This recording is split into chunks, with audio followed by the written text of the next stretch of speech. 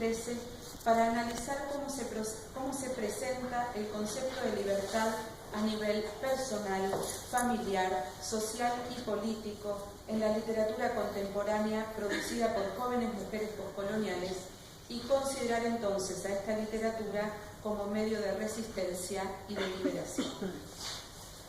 Girando en torno a la familia y la pérdida como puntos de partida de sus tramas, ambos textos presentan modos de opresión, injusticia, violencia y separación que atentan directamente contra la libertad, la autorrealización y la felicidad.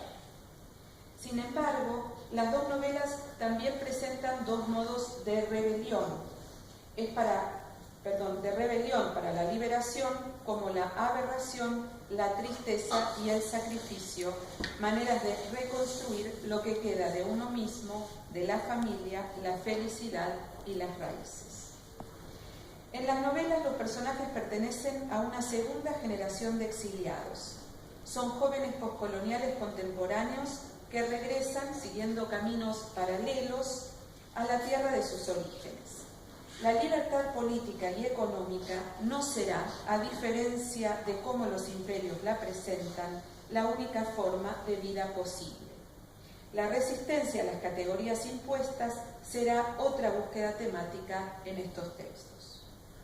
Mi marco teórico será la teoría y crítica postcolonial, particularmente Homi Bhabha, Gayatri Spivak, Bill Ashcroft y Lila Gandhi. La cultura en un sentido amplio, principalmente a través de Terry Eagleton y Derrida. Y la literatura comparada, lo que me dará la posibilidad de explorar el mundo postcolonial de mujeres desde una mirada más amplia. En el análisis, este trabajo agregará otro aspecto importante y recurrente en los textos de las dos autoras, el lenguaje. Pero el lenguaje considerado como lo harían Wittgenstein o Fritz Mauthner, el lenguaje como medio de comunicación imposible, como medio de incomunicación, el lenguaje destinado a fracasar. Algo así como lo que Samuel Beckett refiere al afirmar fail again, fail better. Entonces, este análisis conducirá a la pregunta por la identidad. Leemos en el epígrafe de Motherlands de Sushila Nasta. Cito: "It's not art for art's sake. Its vibrancy and immediacy are intended to forge unity and wrench a new identity." Fin de cita. Los textos que vamos a discutir hoy presentan una identidad dividida con dos movimientos: el movimiento postcolonial del exilio, del desplazamiento y un largo retorno a las raíces y al origen, al lugar que, más allá de los prejuicios, será por fin donde uno es lo que es. Existe, por lo tanto, este particular movimiento dentro de una cultura u otra, y muchas veces resistiendo la idea de regresar a la unidad, a la familia, a África, resistiendo la idea de regresar al lugar del cual partieron sus padres, porque ellos no son totalmente ingleses ni totalmente africanos en ningún lugar. Ghana Must Go presenta la historia de 4 hermanos que, tras haber sido abandonados por su padre y criados en condiciones difíciles por una madre nigeriana, abandonada por su esposo, viven en diferentes partes del mundo sin perder contacto entre ellos. 4 personas solitarias y diversas, jóvenes desolados con un pasado olvidable, hasta que su padre muere. Es la muerte de su padre lo que los reúne nuevamente con su madre, y comienzan el largo viaje a Ghana, a la familia de su padre, a sus raíces desconocidas. Como veremos en Americana, el camino no es ya de África al imperio, de la pobreza al prestigio, de la oscuridad a la luz, como sucede en la literatura postcolonial tradicional. El camino aquí es, más bien, de la alteridad a la identidad, de la vida implantada a la vida propia, incluso cuando antes no lo hubieran sabido. Los textos muestran el camino que va desde la pérdida al autorreconocimiento, a la recuperación y al encuentro. Cito: "He didn't add it all up. Loss of sister, later mother, absent father, scourge of colonialism, birth into poverty and all that. and lament that he had had a sad life, an unfair one, shake his fists at the heavens, asking why. Never rage. He had no need for remembering. It would happen to someone else, 1,000,001 someone else's. The same senseless losses, the same tearless hurts. No one ever needed the details. Esto es de Ghana Must Go, página 28. Esta cita es de la primera parte del libro, Gone, ido, quien ya no está. Como en la historia, que va desde la tradición, desde donde la tradición y el imperio consideran el futuro, hacia lo que podría considerarse el pasado, el texto recorre 3 partes. Gone, ido, en la que muere el padre y los hijos se reencuentran. Going, yendo, el largo camino hacia la familia, la reunión y el amor. Y go, vayan, anden, la llegada a Ghana, el encuentro consigo mismos, con sus raíces. Una gran pérdida que trae toda una vida. She's never seen her father so loose, without tension. He was always so rigid, so upright, strung taut. Now he looked like a marionette abandoned by its manipulator, paddled in a jumble of wood, limbs and string. So she went and stood in front of him, in front of his feet. How she'd never seen them was beyond her, is beyond her now. To think she'd only ever seen the one side of his feet, the smooth. The soles, by sharp contrast, were chafed, calloused, raw. Taiwo pursed her lips shut to mute her revulsion, but what she felt next had no shape and no sound. Esta cita echa luz sobre lo extraño que hay en lo familiar, en las cosas que ignoramos de nuestras personas más cercanas. Este es también un tópico recurrente en la novela. Lo que es extraño es lo que separa a las personas, muchas veces en el texto, en una trama que vuelve una y otra vez al inicio y al esfuerzo por entender el abandono. Lo no sabido será una pista para esta intención de comprender. Lo que no puede comprenderse está lleno de piezas que no se conocían antes. Así, el conocimiento de sí, el conocimiento del otro, es la única posibilidad de alcanzar la paz de poder entender. Esto extraño familiar complica nuestro análisis de la pérdida y la recuperación del propio origen. Es una idea compleja que desde un punto de vista postcolonial involucra lo desconocido, lo que nunca se tuvo y al imperio como origen posible de muchas cosas, nombres, conductas, comportamientos, reacciones. Ghana Must Go continúa en la segunda parte, going, yendo, con el encuentro de los hermanos y su madre como la iniciación del ritual del retorno. Pero esta reunificación no es romántica ni estará idealizada. Ya la primera parte trató del tema del ideal imposible. Entonces el texto propone un camino de unificación, de una vuelta a las propias raíces que implica comprender lo que no sabemos y lo que no sabíamos, la consideración de la familia como medio de reencuentro con uno mismo, comprensión de sí, de paz, y como medio de encontrar el propio origen que tantas veces nos resulta tan desconocido. Y todo este camino hacia uno mismo está atravesado por el lenguaje. Y entonces, ¿qué hay en un nombre? ¿Qué decimos cuando decimos algo? We're still who we were. You said you're my husband. You are. No, I know that. But we said it wouldn't matter. It wouldn't change things with us. Those words, husband, wife, they're just words, they're not mandates. He stops, rubs his head. I don't know what I mean. I think you do, Olu. She shakes her head quickly. I won't come to Ghana. He looks at her, pained. I should go with my family. I thought I was your family. No, he says, desperate. You're better than that. Entonces, esto es Ghana Must Go, página 182. Entonces, para ir al propio origen, para volver a la familia, para volver a donde uno pertenece, se necesita primero el lenguaje. y el lenguaje es una herramienta engañosa, una mera convención que acordamos. Y el lenguaje postcolonial es un lenguaje recibido, impuesto, que hace necesario un acuerdo sobre conceptos recibidos, que a veces torna el camino realmente difícil.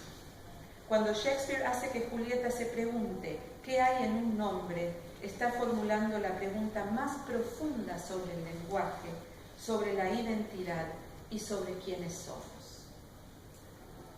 The smell of her mother, so instantaneously familiar, the smell of baked goats and ducks Indian hemp, Fowler's 20-year-old hair product, green with brown speckles like something she uses for gardening too, and the feel of her mother, so impossibly yielding, the skin on her arms and her hands like a child's, are a welcome too warm, undiluted, wide open for Sadie to bear it, to feel she deserves it.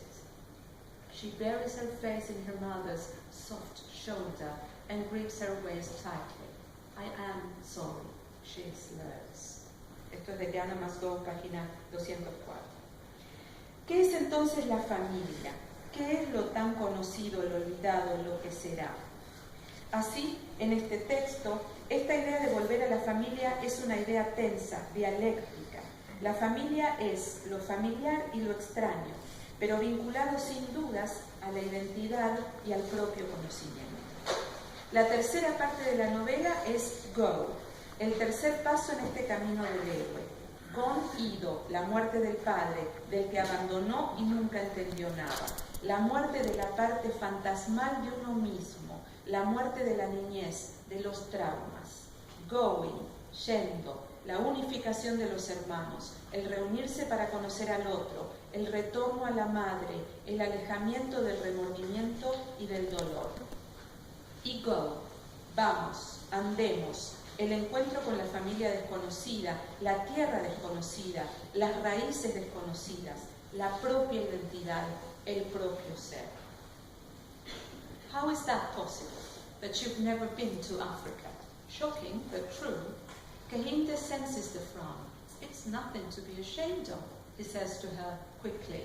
Our parents never brought us when we were kids. Why? They were hurt. Their countries hurt them. Esto es de Ghana Must Go, página 240. Nigeria y Ghana, conflicto y hogar, padres y raíces. Conocer a sus parientes es un modo de conocerse, entender aspectos de uno mismo que uno no conocía.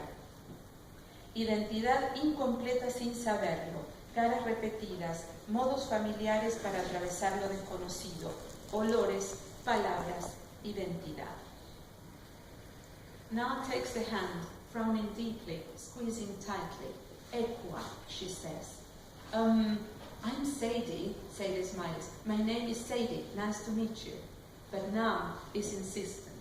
Ekwa, she repeats. Sister Ekwa, it's you. Esto es de Ghana Must Go, página 265.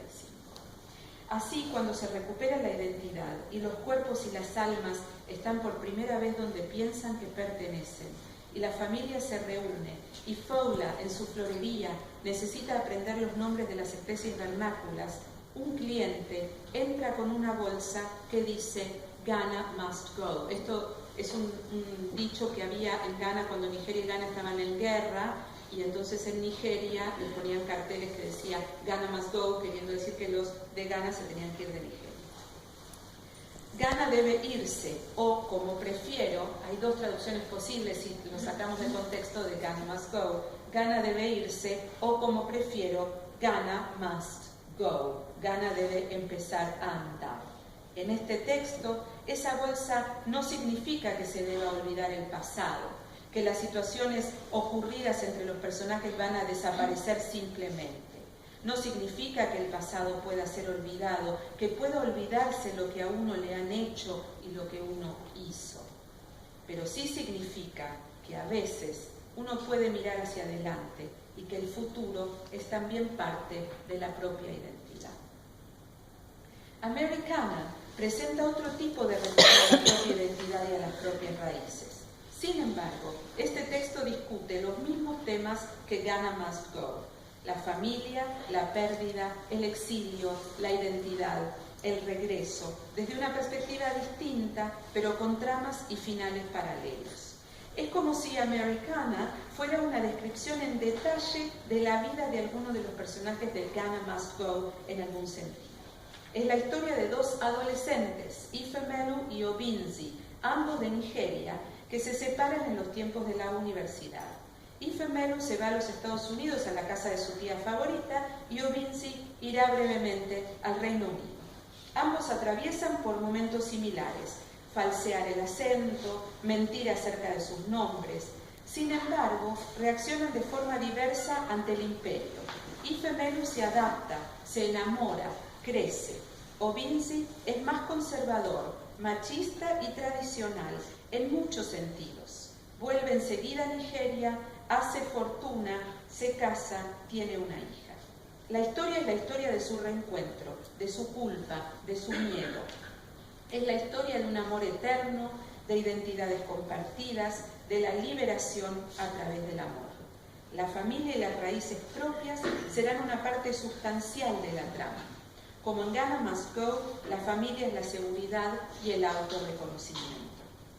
Esta novela parece estar definitivamente escrita para un lector más joven que se debata entre la necesidad de identificación y la resistencia a la autoridad. Esta doble autoridad, jóvenes postcoloniales, luego de 2 o 3 generaciones en el país imperialista, sin haber vivido la experiencia directa de la resistencia o la opresión, queriendo pertenecer.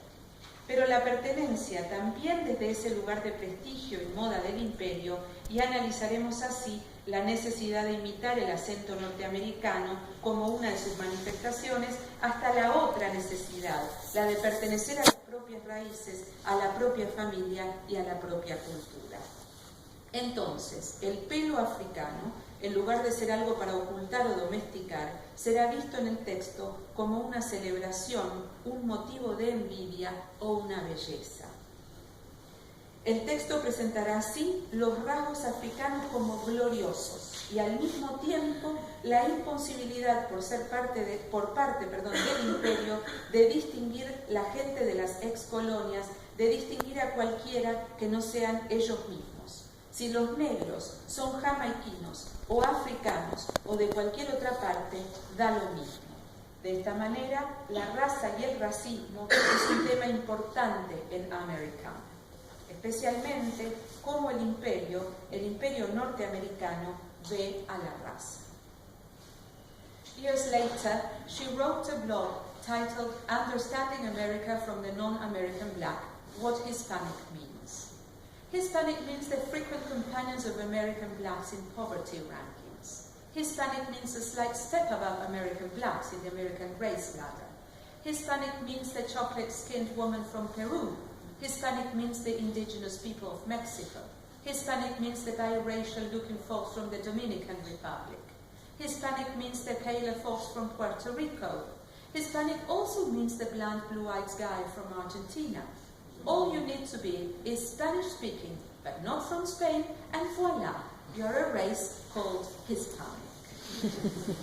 Esta confusión, esta mirada racista del otro, que se presenta fuertemente en la novela, se fortalece con la idea de las identidades cambiadas. Como el imperio no distingue entre las gentes de las antiguas colonias, la identidad postcolonial es intercambiable. El sujeto postcolonial no tiene rostro, no tiene nombre, no tiene historia. El joven postcolonial que presenta este texto es un subalterno descartable, alguien sin pasado y ciertamente sin futuro. How? I'll use her name, Ifemelu asked. Of course you'll use her name, Auntie Uju said, eyebrows raised, as though she had barely stopped herself from asking if Ifemelu was stupid. Esto es de Americana, página 131. Defender la propia gente y la propia identidad en un país extranjero, aceptar el desplazamiento y la otredad, requiere tanto coraje como tiempo. Y esta es una novela acerca del coraje, del ser mujer, de la familia, de las raíces y del amor. Como en Ghana Must Go, este libro describe también la ruta del héroe. Pero será Ifemelu, la heroína, quien deberá aprender quién es, a quién ama, quién es su familia y quién quiere ser. Aoife Mello decided to stop faking an American accent on a sunlit day in July, the same day she met Elaine. It was convincing, the accent. She had perfected from careful watching of French newscaster for it, the blurring of the T, the creamy roll of the R, the sentences starting with so, and the sliding response of oh really, but the accent creaked with consciousness. It was an act of will. It took an effort, the twisting of lip, the curling of tongue. If she were in a panic, or terrified, or jerked away during a fire, she would not remember how to produce those American sounds. Esto es de Americana, página 203. El personaje paralelo, el alter ego de Aoife Mello, o Vinci, es el primero en regresar. Y también el primero en comprender la reificación que la fuerza del trabajo postcolonial significa para el imperio también. I am willing to go back to Nigeria, Obinzi said. The last shard of his dignity was like a rubber slipping off that he was desperate to retire. The lawyer looked surprised. Okay then, he said, and got up a little too hastily, as though grateful that his job had been made easier. Obinzi watched him leave. He was going to tick on a form that his client was willing to be removed. Removed. That word made Obinzi feel inanimate, a thing to be removed, a thing without breath and mind, a thing. Esto es de Americana, página 345. Esta reificación traerá consecuencias y el extrañamiento, falta de identidad, ausencia de la familia y cultura propias, sumados a los vicios monstruosos encarnados en el imperio, son también los temas de esta novela. Como en Ghana Must Go, este camino del héroe significará sufrimiento, pérdida, necesidad, viaje, decir por fin palabras nunca dichas, aceptar pero también rechazar, lucha, la liberación de la propia alma, la de la gente de uno, la de la propia familia. Americana, como Ghana Must Go, con una estructura casi paralela y tramas confluyentes, cuenta la historia de jóvenes, 4 hermanos que se reúnen luego de la muerte de su padre y con el tiempo reencontrando también a su madre, su país, su familia, en un caso, 2 amantes reunidos luego de un exilio mayormente forzado en 2 enormes países imperialistas, Estados Unidos y Reino Unido, y reencontrando con el tiempo su país, su familia, su amor en el otro. Y estos encuentros son tan fuertes que cambian la propia vida para siempre. She spent weekends with her parents in the old flat, happy simply to sit and look at the walls that had witnessed her childhood. Only when she began to eat her mother's stew, an oil layer floating on top of the pureed tomatoes, did she realize how much she had missed it. The neighbors stopped to greet her, their daughter, back from America. Desde Americana, página 489. Así, este trabajo atravesó 2 textos para analizar las libertades personales, familiares, sociales y políticas y considerar así esta literatura escrita por 2 mujeres jóvenes contemporáneas un modo de resistencia y liberación. El concepto de identidad fue tratado a lo largo de las novelas, una identidad definida con un lenguaje en el que no podemos confiar. Voy a acordar con lo que Sushila Nasta llama el doble discurso, el discurso crítico, a menudo entre valores culturales codificados en el propio texto y en los del bagaje cultural del propio crítico individual. Este discurso postcolonial tiene mucho para decir aún. Espero que podamos seguir discutiéndolo para lograr, como diría Ngugi wa Thiong'o, descolonizar la mente. Muchas gracias.